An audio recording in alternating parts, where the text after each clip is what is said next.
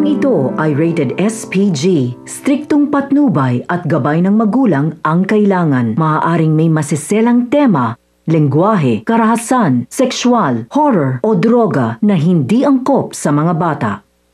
Dahil sa nangyari kay Tanggol, labis na pinagdududahan ni Ramon si Olivia na kasangkot siya at may kinalalaman ito. Kaya naman humanap ng paraan si Olivia para mawala ang paghihinala ni Ramon sa kanya at upang bumalik na rin ang tiwala ng mga Montenegro sa kanya. Sinabi niya kung saan maaaring makikita ang mga gerero at maaari silang gumanti sa pagkakataon na ito. Sinabi niyang sa fiesta ng San Narciso, doon raw magaganap ang motorcade ng mga gerero. Kaya naman agad nagplano si Ramon at Tanggol para sa paglusob nila sa mga gerero. Samantala, tinawagan ni David ang kanyang ama na si Rigor. Emosyonal itong nakipag-usap sa kanyang ama. Nagtataka si Rigor sa mga sinabi ni David sa kanya na tila nagpapaalam na ito sa kanya. Malakas ang kutob ni Rigor na may hindi magandang nangyayari kay David. Sa kabilang banda naman, para mapapatunayan ni Miguelito na kakampingan niyang tunay itong si Attorney Vera. Si Attorney Vera ang kanyang inutusan sa gusto niyang mangyayari kay David. Ang gusto ni Miguelito na si Attorney Vera ang magligpit kay David. Kaya naman ginawa na nga ni Attorney Vera ang utos ni Miguelito. Galit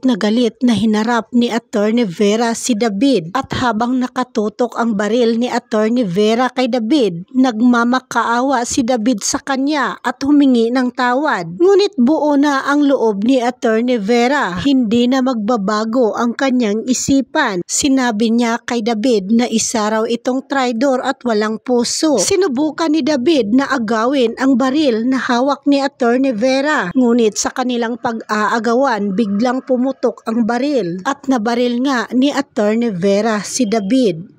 Sabay-sabay na lang po nating pakatutukan mga kaibigan ang mga susunod na mga kaganapan dito sa ating paboritong palabas na Batang Quiapo. Huwag po sana ninyong kalimutan na i-like, i-share at i-subscribe ang aking munting channel. Maraming salamat po sa inyong panonood.